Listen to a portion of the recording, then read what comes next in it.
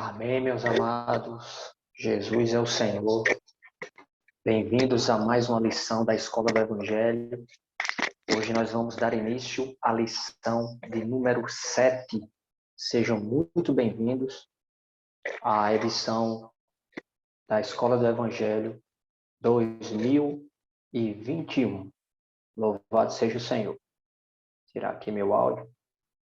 Então, meus irmãos, nós estamos dando continuidade à parte 2 da lição que trata sobre o tema o plano de Deus. Vocês viram na lição anterior acerca do tópico a queda de Satanás. Hoje nós vamos ver sobre o plano de Deus no que se refere às dispensações, certo? Será uma lição bem interessante que fala sobre as dispensações e o propósito eterno de Deus, a partir da primeira parte. Hoje nós vamos ver acerca do que são as dispensações, o que elas significam, o que é que elas representam, afinal, o que são, a que se refere as dispensações na história da humanidade e dentro da economia do plano eterno de Deus. Como esse tópico é bastante extenso, nós vamos ficar sobre, e são 4 dispensações, né, que se desenvolvem na história humana, da civilização humana. Nós vamos estudar hoje apenas 2 destas. Nós vamos ver em seguida, tá bom? Então, seja muito bem-vindo e vamos lá. Vamos desfrutar, vamos aproveitar tudo o que a palavra de Deus tem para nos oferecer. Amém? Então, o tema é esse que você está vendo aí. O plano de Deus, as dispensações e o propósito eterno de Deus. Irmãos, a partir desse tópico, desse título, nós já extraímos algumas pepitas, algumas riquezas. Uma delas é que nosso Deus é um Deus de propósito. O nosso Deus não é um Deus de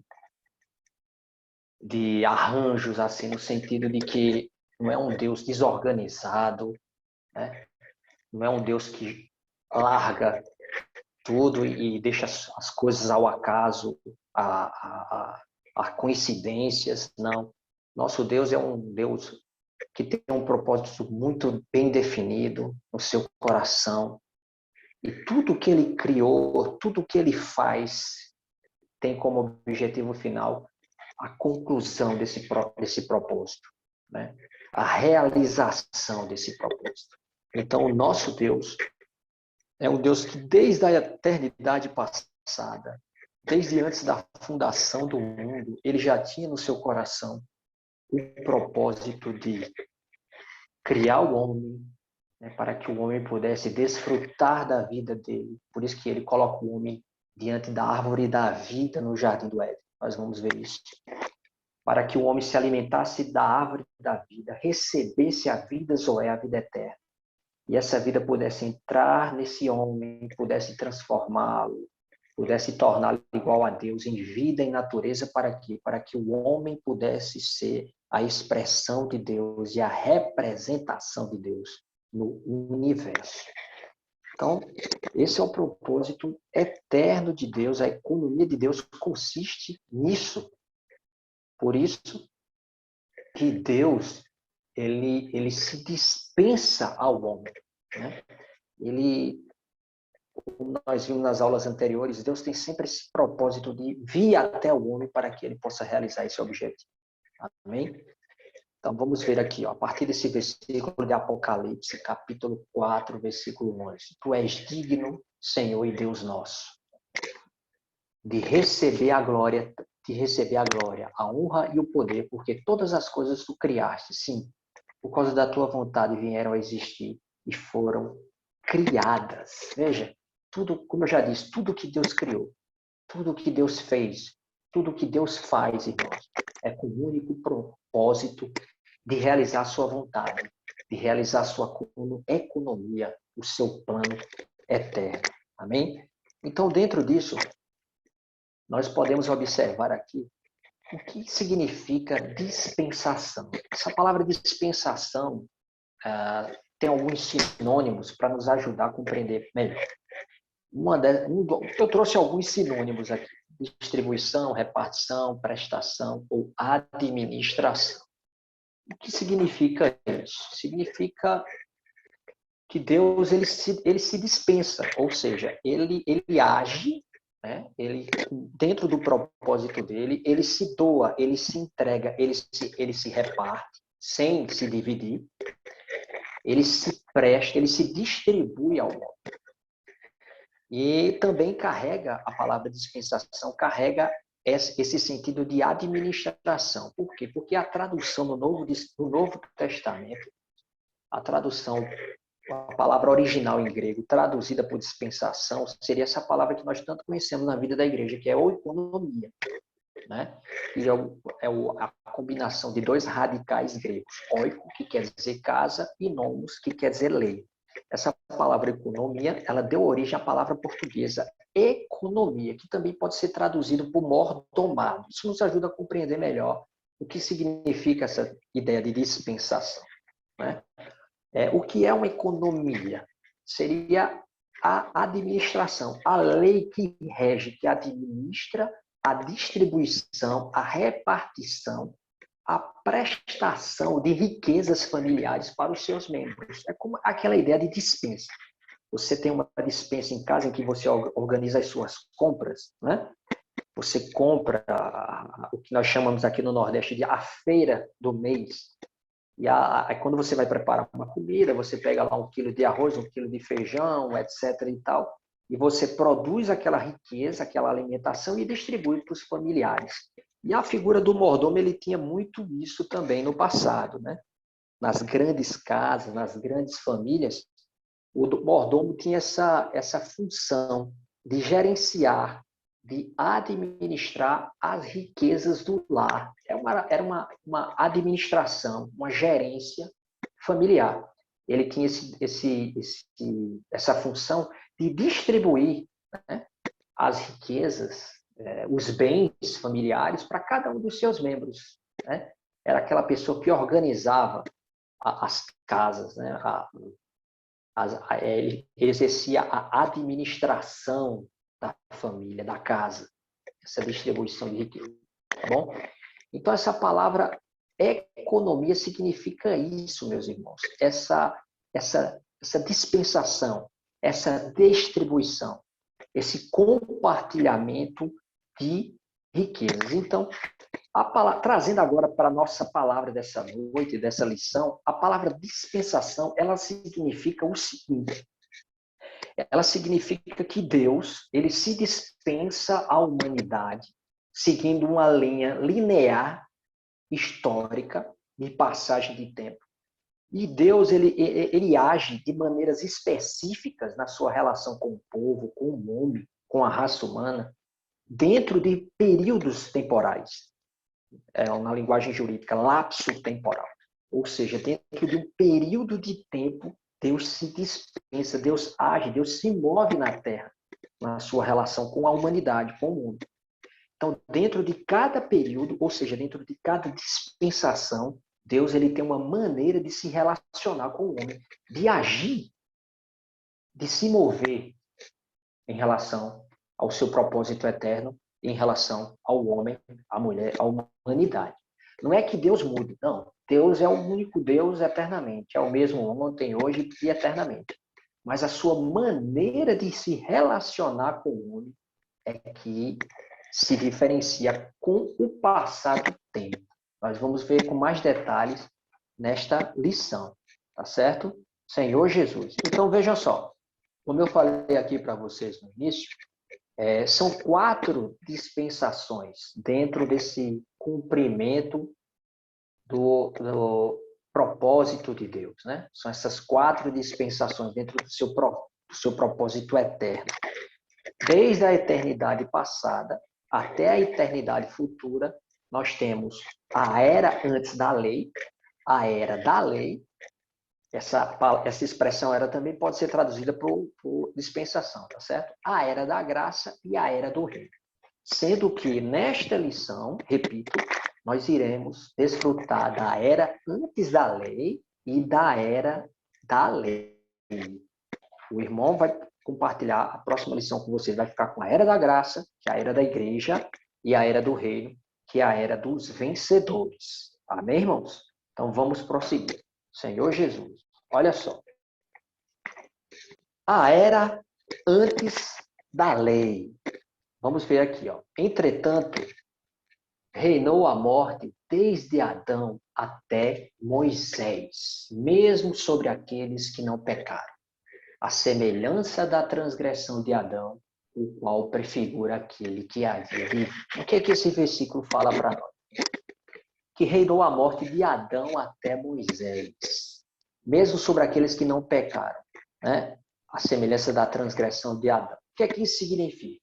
Que essa era, essa dispensação, ela começou em Adão e foi até Moisés. É por isso que, de maneira didática, para que nós possamos compreender de uma maneira mais completa esse período, nós classificamos como a era antes da lei, porque a lei veio com Moisés. Os irmãos sabem disso, né? A lei veio com Moisés. Mas esse período que antecedeu a lei, nós chamamos aqui de a era antes da lei. Então faz completo sentido. Essa era começa com os patriarcas, Adão, Noé, os filhos de Jacó, Abraão, Isaac, Jacó, José, né? Até o Senhor levantar Moisés no Egito para libertar o povo e entregar no Monte Sinai a lei na forma das 2 tábuas para o povo de Israel. Então, até esse período, nós estudamos e nós entendemos como essa era, a era antes da lei. Amém? Aqui fica melhor para que os irmãos possam entender. Por quê? Porque esse período, essa dispensação antes da lei, ela pode ser dividida em 3 períodos ou eras. 3 períodos dentro dessa dispensação antes da lei. Tá certo? Esse período, que é o período, que é a era da inocência, os historiadores, os estudiosos da Bíblia chamam era de inocência. Ele compreende, ele é um período curto, que ele compreende o período em que Adão e Eva viveram no Éden. Né? Eles viveram no Éden, eles desfrutavam da presença do Senhor. Foi um período em que o governo divino era exercido de maneira plena, ou seja, a presença de Deus governava o homem. Adão e Eva, até então, viviam sendo governados pela presença de Deus, que todos os dias, diariamente, tinha comunhão com Adão e Eva. O livro de Gênesis mostra isso, né?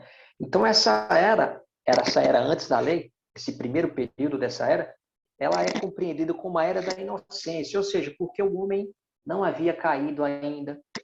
A gente vai compreender bem direitinho a partir desse versículo aqui. Ó. Quando diz, ora, Gênesis 2, 25. Um e outro, o homem e sua mulher estavam nus e não se envergonhavam. Ou seja, havia uma pureza no homem, na mulher, nesse período. Não havia a contaminação ainda do pecado.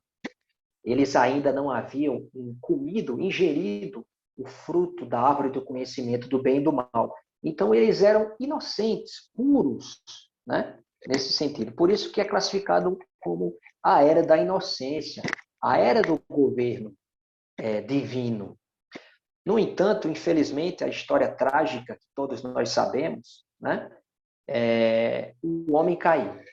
Até então, antes da queda, Deus tinha aquele propósito que eu falei para vocês no início. Colocou Adão e Eva diante da árvore da vida para que eles pudessem receber a vida eterna, ser governados, né? Pela vida divina. Então, desde esse período, irmãos, isso fica muito claro quando a gente chega até no Novo Testamento. Você vê o Senhor se colocando como a árvore da vida, como o pão vivo que desceu do céu, como aquele que, se nós comêssemos dele, né, nós teremos a vida eterna. Então, aquela árvore da vida, na verdade, representa uma figura de Cristo, né? Então, é o mesmo propósito. Desde o Éden até hoje, Deus continua com o seu mesmo propósito de que o homem receba essa vida divina e seja governado por ela. Amém? Mas, infelizmente, Em Gênesis capítulo 3, versículo 5, nós vemos, porque Deus sabe que no dia em que dele comerdes, isso é a serpente falando, né, para Eva, comerdes, se vos abrirão os olhos, e como Deus sereis conhecedores do bem e do mal. Então foi de fato isso que aconteceu. Quando eles se alimentam da árvore do conhecimento do bem e do mal, eles se contaminam com o fruto dessa árvore, que é a natureza pecaminosa. Então, os olhos foram abertos, eles perderam, né, essa condição, eles saíram dessa condição de inocência, eles passaram a conhecer o bem e o mal, ou seja, a era da inocência chega ao fim. E nós entramos aí, a humanidade ingressa na era da consciência. Era da consciência. Essa era que começa com esse período de queda de Adão e Eva e se estende até Noé. Vai até Noé. É um período em que, Senhor Jesus, é um período em que a consciência passa a governar o homem. O homem não perde a condição de inocência, de pureza, e passa a ser governado pela sua consciência. A consciência é uma faculdade do espírito. Nós já vimos isso em lições anteriores da Escola do Evangelho. A consciência é uma parte do espírito. O espírito, na verdade, humano, ele é constituído por consciência, né? Pela intuição e pela comunhão. Então, essa parte do espírito humano, ela tem uma função, a consciência, de condenar o homem, de aprovar ou de reprovar, né? Ela traz ao homem a capacidade de discernimento, de saber o que agrada a Deus ou não. Ou seja, nesse período de Adão até Noé, o homem passa a ser governado pela sua consciência. Amém? E aí, ele é expulso do Jardim do Éden e passa a viver em sociedade, criando cidades e sendo governados por essa consciência. Tá certo? Senhor Jesus. Mas nós sabemos que a natureza pecaminosa, adquirida lá no Éden, quando Adão e Eva comeram do fruto da árvore do conhecimento, né, do bem e do mal, essa natureza que foi introduzida na carne do homem, ela leva o homem a se degradar e a cair.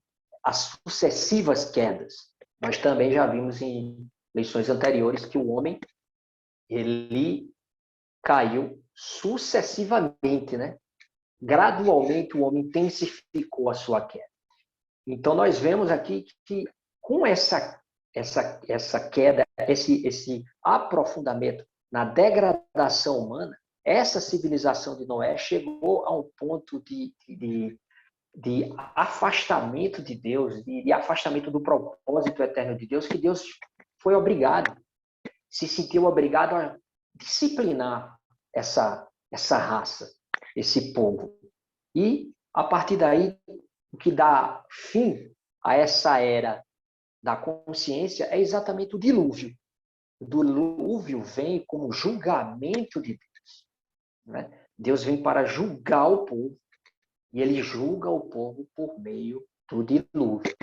Então, nós podemos ver aqui, irmãos, que a partir do dilúvio, inicia-se a era do governo humano. Deus dá ao homem o governo sobre outros homens. Vejam só, agora nós podemos assim ganhar um pouco mais aqui a partir desse versículo de Gênesis capítulo 9, versículo 9. Veja só, desculpa, versículo 6.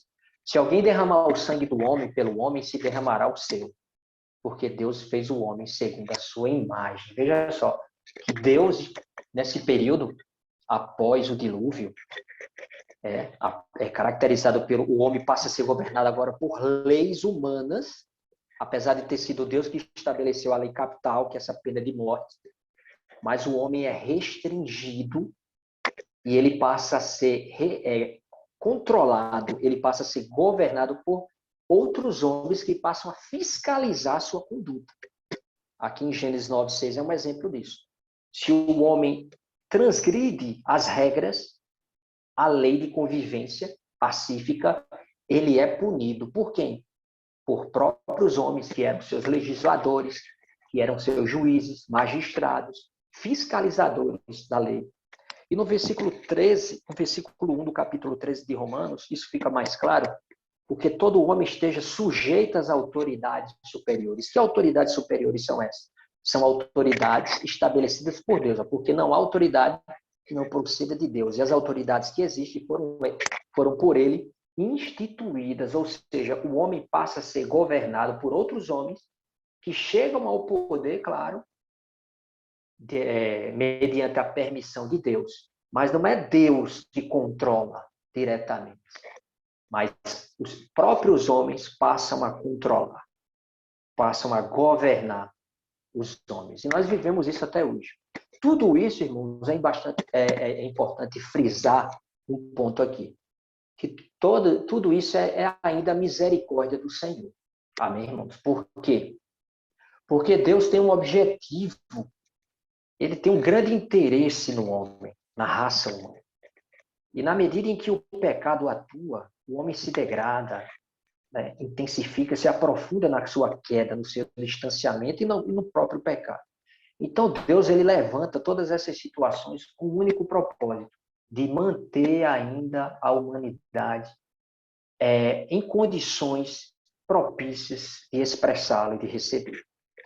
Todas essas maneiras de controlar, de governar o homem por meio da sua consciência e agora por meio de governos humanos, por o próprio homem, a maneira de Deus de ainda preservar a humanidade, de cair ainda mais.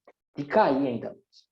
Então, o homem, ele recebe essa autoridade, né? Ele recebe essa autoridade para que ele possa ser preservado e possa preservar ainda mais a raça humana de cair ainda mais em pecado. Amém? Louvado seja o Senhor. Então, meus irmãos, Senhor Jesus, vamos voltar aqui a tela. Senhor Jesus, aqui nós vemos o quê? Nós vemos que o homem passa a ser governado pelo próprio homem, o governo humano. A partir de Abel, nós temos essa quarta subdivisão, a partir de Babel, desculpa. Nós temos essa quarta subdivisão aqui da dispensação antes da lei, mas alguns estudiosos compreendem que não é bem uma era, isso aqui foi mais uma condição, né? Uma condição temporal em que a raça humana se encontrou naquele exato momento de ápice assim, da queda, né? Que foi a rebelião contra Deus, Senhor Jesus. Então, meus irmãos, aqui nós vemos, né, que a dispensação antes da lei, ela é subdividida. A gente pode fazer um resumo, então, aqui agora, tá certo? Fazer um resumo aqui, bem rapidão, para fechar. A era antes da lei, ela se inicia com os patriarcas, vai até Moisés, certo? Onde é estabelecido a lei. Ela é caracterizada também ela é subdividida por 4 períodos, que o primeiro, a era da inocência, em que o homem era governado por Deus diretamente. O homem vivia no Éden em comunhão com Deus, despido de pecado, né, da natureza pecaminosa, a era da inocência. Com a queda, chegamos ao período da era da consciência, o homem é expulso do jardim, passa a viver em comunidade e ele passa a ser governado, passa a exercer o governo próprio, que é a sua consciência o governando. No entanto, ele se aprofunda na queda, se degrada cada vez mais e Deus estabelece o governo humano. Né? Chegamos a isso após o julgamento do dilúvio, chegamos à era do governo humano, em que o homem passa a governar o próprio homem. E, por fim, o ápice da rebelião, o ápice da queda, chegamos ao período da rebelião, do orgulho, que é a experiência da Torre de Babel. Amém? Senhor Jesus. Então, nós chegamos aqui agora à dispensação da lei, ao período da dispensação da lei. Como eu falei anteriormente, esse período ele inicia-se com a entrega, né, da parte de Deus, as 2 tábuas, os 10 mandamentos e a lei mosaica. Deus entrega a lei ao povo para que o povo pudesse ser agora regido e governado pela lei. O início desse período foi um início maravilhoso, né? Nós vemos assim um período de bastante, em Êxodo capítulo 12, do versículo 1 ao versículo 14, Deus atuando de maneira miraculosa, de maneira maravilhosa no meio do seu povo, né? Levantando Moisés, libertando o povo do Egito, levantando 10 pragas para persuadir Faraó, né, que tipifica Satanás, a libertar o seu povo, a liberar o seu povo, para que o povo de Deus pudesse sair do Egito, que representa o mundo da subsistência, o sistema, né, o cosmos, que escraviza o homem, para que ele possa viver aprisionado debaixo do jugo de Satanás. Então, Deus fez toda essa obra de libertação do seu povo, de resgate, né, até o povo entrar na terra prometida, que tipifica Cristo hoje, né, o desfrute completo de Cristo, como aquela terra rica, né, como cheia de desfrute, né? Então, tudo isso é uma figura, são sombras e figuras da nossa experiência hoje, não é isso? Então, Deus, ele após o dilúvio, ele abandona aquela raça criada, né, em Adão e passa em Abraão a agora investir na raça chamada. Abraão como chamado, Abraão como o pai, né, de uma grande nação, de uma nação chamada agora, e cuja essa nação Deus também já tinha o propósito de trazer o seu filho, né, Jesus, como descendente de Abraão, como judeu. Amém? Então, meus irmãos, essa aliança estabelecida no Monte Sinai, Deus tinha um propósito, na verdade, né? Porque nós vemos aqui em Êxodo, nessa passagem do capítulo 12, né? E mais precisamente no capítulo 19. Vamos ler aqui, ó. Vamos ler aqui. Senhor Jesus, aqui. Ó Senhor Jesus. Vamos ver alguns versículos aqui, né? Que falam sobre isso. Abra a sua Bíblia, em Êxodo capítulo 19. Vamos para o versículo 4.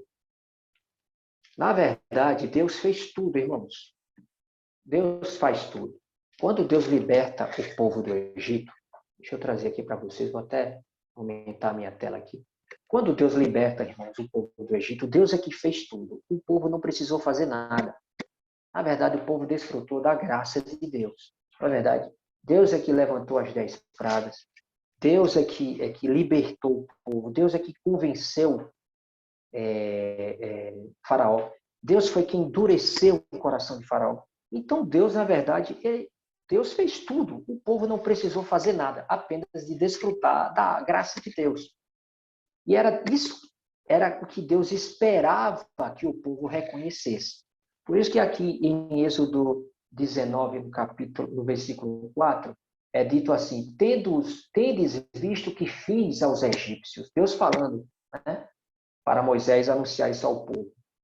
Como vos levei sobre asas de águia e vos cheguei a mim. Agora, pois, se diligentemente ouvides a minha voz e guardardes a minha aliança, estou no versículo 5, ó Senhor Jesus, então sereis a minha propriedade peculiar dentre todos os povos, porque toda a terra é minha. Vós me sereis reino de sacerdotes e nação santa. São estas as palavras que falarás aos filhos de Israel. Deus falando para Moisés anunciar isso. Versículo 7, capítulo 19 de Êxodo. Veio Moisés, chamou os anciãos do povo e expôs diante deles todas as palavras que o Senhor lhe havia ordenado. Então, o povo respondeu a uma: tudo o que o Senhor falou, faremos. E Moisés relatou isso. E Moisés relatou ao Senhor as palavras do povo. Veja só, aqui nós temos um ponto bastante interessante. Deus fez tudo. Deus libertou. E ele faz aqui. Você viu o que foi que eu fiz? Né? Deus fez coisas grandiosas, maravilhosas, nunca até então feitas. E o que é que Deus esperava? Que o povo reconhecesse isso e, a partir dessa libertação, já conquistando a boa terra, pudesse viver agora o quê? Na dependência de Deus, mediante a graça de Deus. Porque o propósito de Deus, irmãos, sempre foi de que o homem vivesse por fé e não por obras.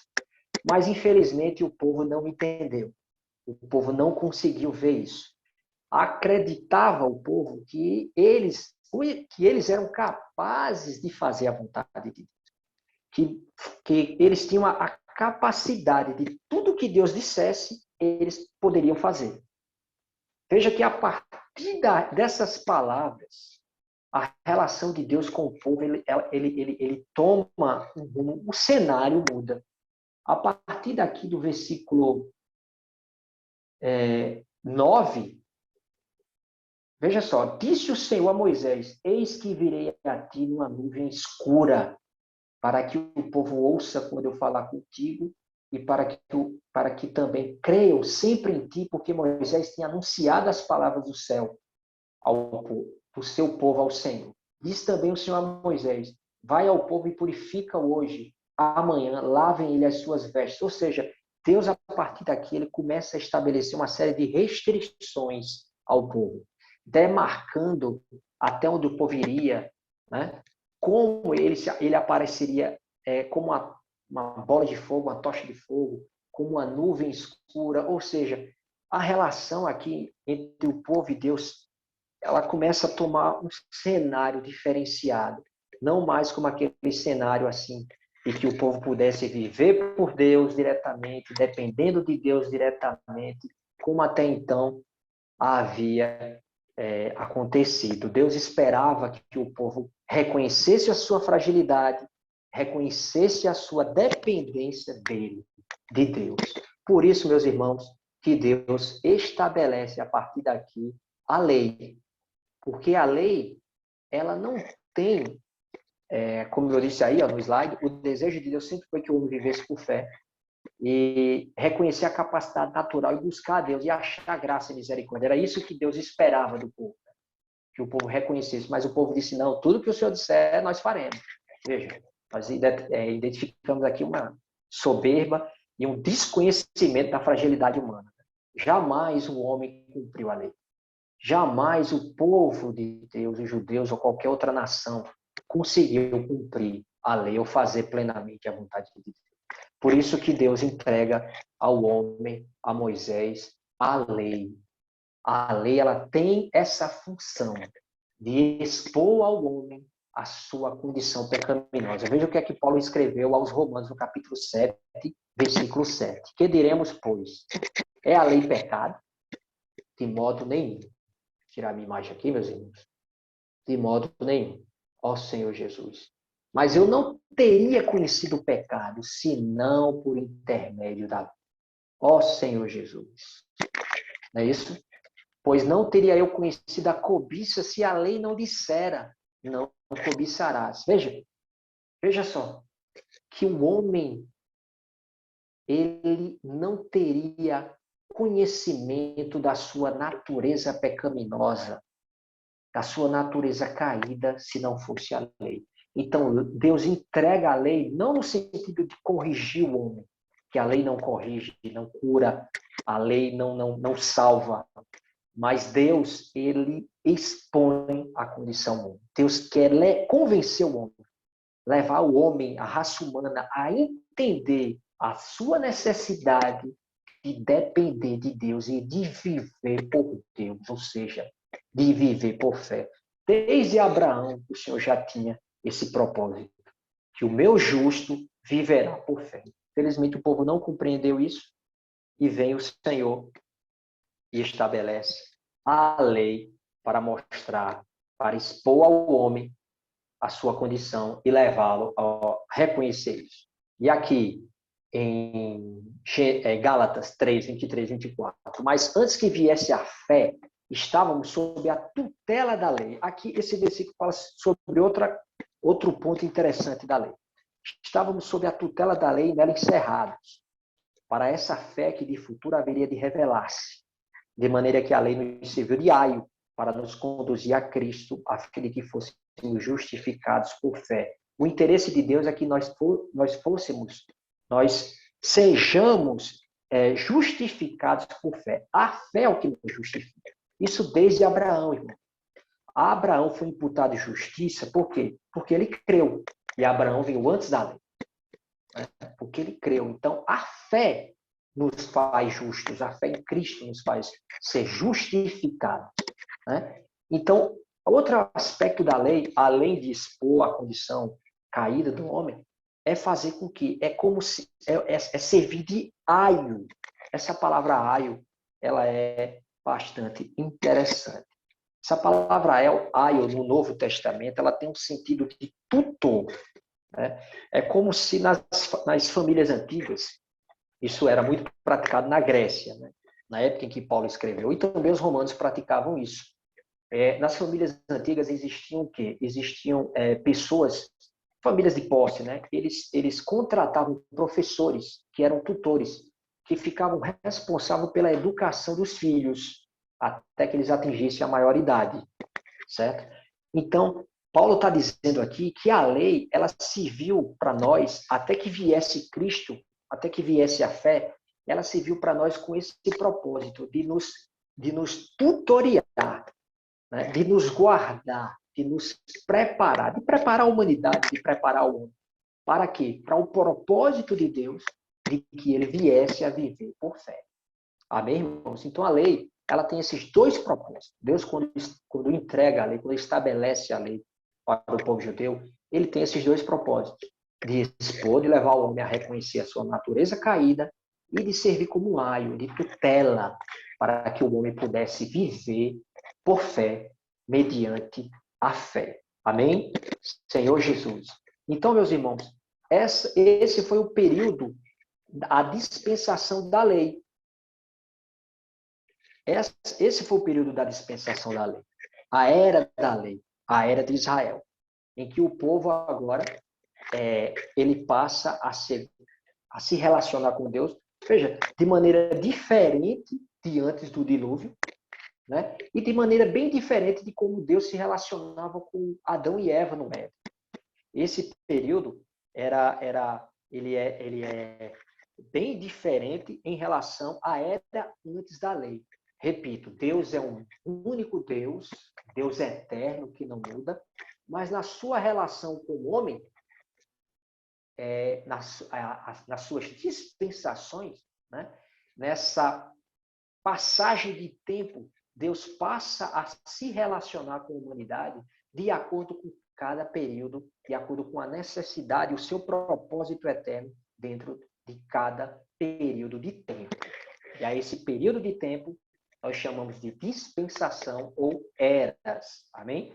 Vocês vão ver na lição, na próxima lição, a era da graça e a era do reino. Vocês vão ver como Deus se relaciona conosco na era em que nós vivemos hoje, que é a era da graça, e como Deus se relacionará com o homem na era do reino de maneira bastante diferente dessas duas outras eras ou dessas duas outras dispensações que nós vimos hoje.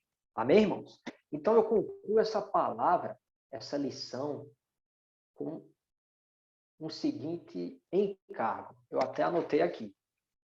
Que nós sejamos, irmãos, diferentes do povo de Israel.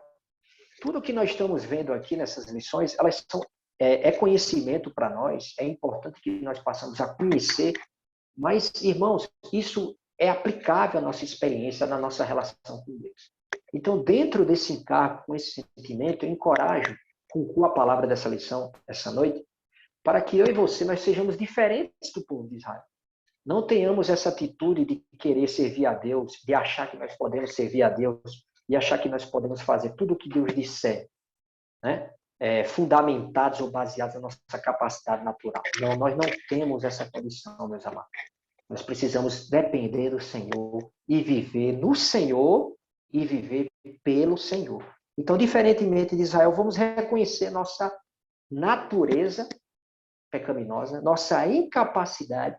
O que nós precisamos fazer é buscar a Deus, a fim de achar graça e misericórdia para o quê? Para viver segundo a sua vida em nós e fazer a sua vontade. Amém, meus irmãos? Louvado seja o Senhor. E nós concluímos essa 7ª lição, lembrando a cada um de vocês que o chat, né, será disponibilizado na próxima segunda-feira, 1 hora antes de ser postada a 8ª lição no nosso canal no YouTube. E esses chats são de suma importância para que nós possamos estreitar nossa comunhão. Os irmãos vão disponibilizar o link, nós estaremos lá tirando dúvidas, né, compartilhando. Eu preciso ouvir vocês para ganhar mais. Essa troca de experiência, essa comunhão, essa pergunta, essa interação, além de ser gostosa, ela é fundamental para o nosso crescimento, nosso amadurecimento, e para que nós possamos ruminar e ganhar muito mais, extrair muito mais vida e conhecimento dessas lições, tá bom? Então, que Deus abençoe você, em nome de Jesus, a todos os irmãos e irmãs que nos acompanham na Escola do Evangelho, e leve essa Escola do Evangelho para outras pessoas. Compartilhe o link e continue desfrutando conosco, em nome de Jesus. Amém. Jesus é o Senhor.